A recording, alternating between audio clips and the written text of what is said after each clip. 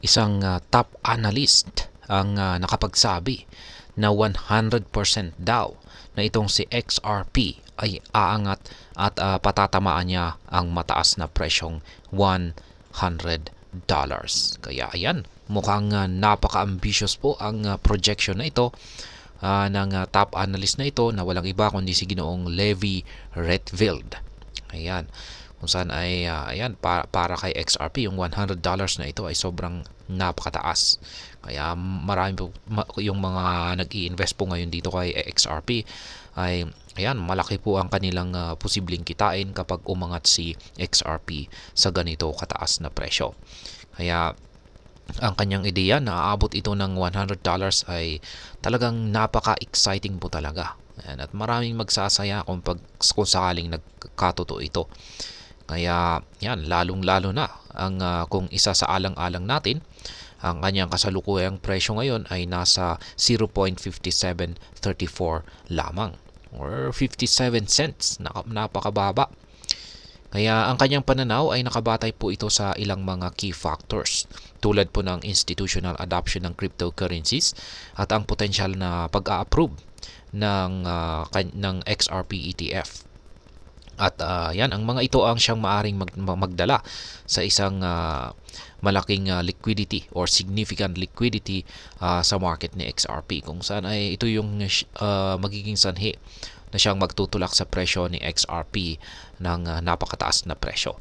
Gayunpaman ay mahalaga ring tandahan na ang crypto market ay napaka-volatile po talaga at maraming mga factors ang maaaring makaapekto sa presyo nito. Kaya ang mga projections po na tulad ni Ginoong Redfield dito ay nagbibigay po ito ng optimistic outlook, pero dapat na rin po tayong mag-ingat at mag-research bago mag-invest.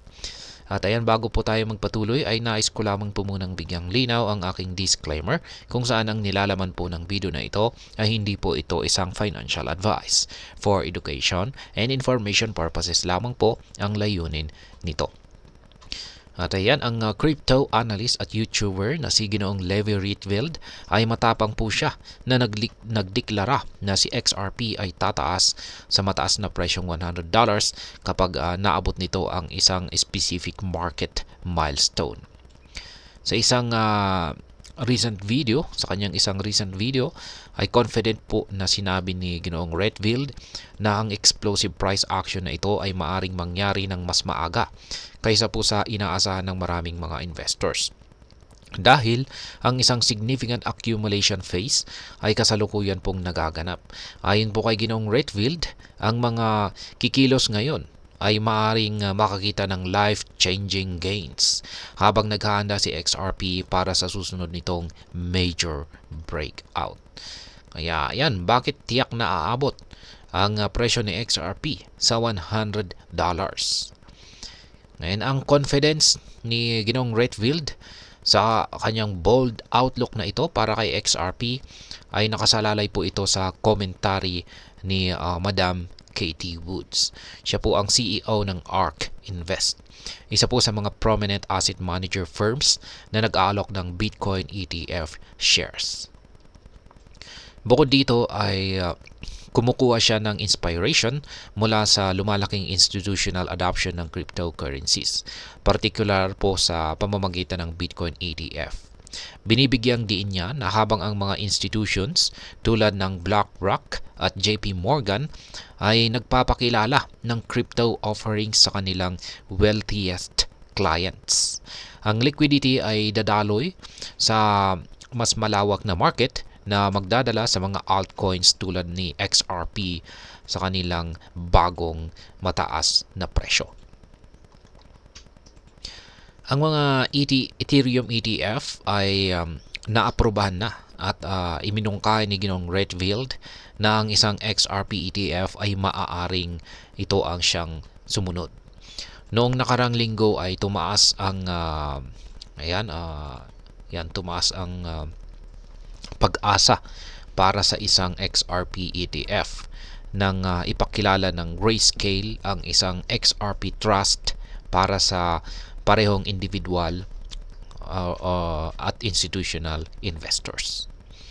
Kaya, ayan, sa video ni Ginoong Redfield ay sinusuportahan po niya ang kanyang bullish outlook para kay XRP sa pamamagitan po ng projection ni Madam Woods na $650,000 para po kay Bitcoin sa loob ng dekadang ito. Kaya binanggit ng CEO ng ARK Invest na inilabas ng kumpanya ang target na ito bilang isang base case bago pa dumating ang mga ETF na ETF na mga nag-i-invest kay Bitcoin. Yan, ETF investing kay Bitcoin.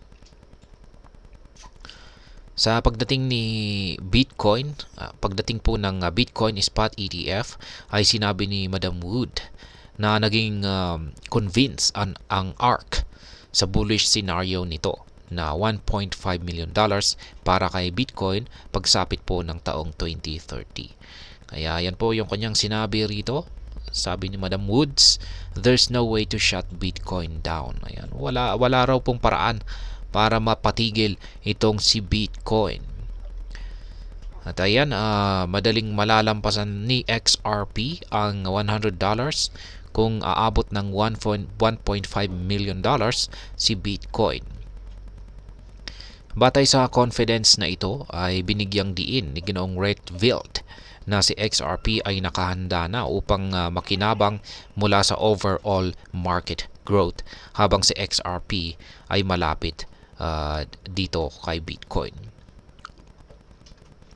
Ayon kay Ginoong Redfield ay kung aabot daw ng $1.5 million ang bawat coin ni Bitcoin ay madali lang daw pong malalampasan ni XRP ang $100 na presyo.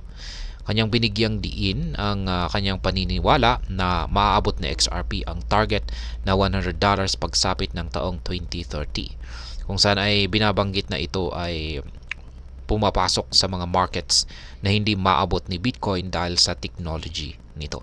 Kaya yan, ayon sa kanya rito ay si XRP ay magiging isang multi-trillion dollar asset. Ayon po yan kay Ginoong Redfield.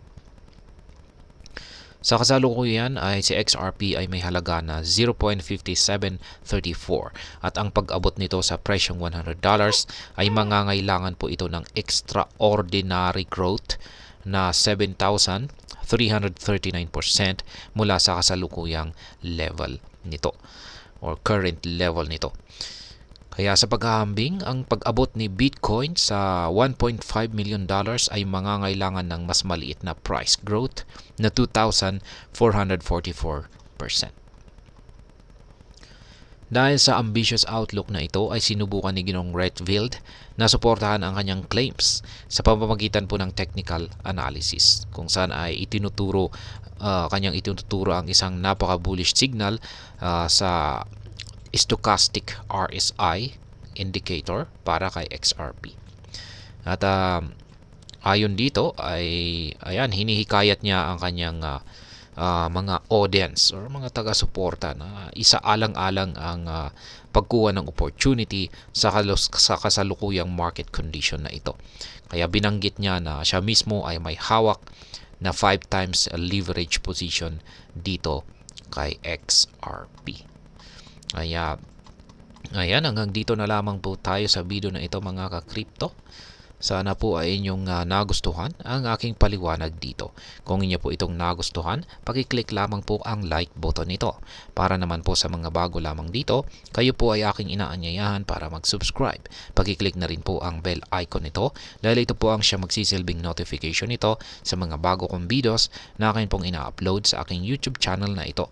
Marami pong salamat sa panonood. Ingat po tayo lagi at God bless po sa ating lahat.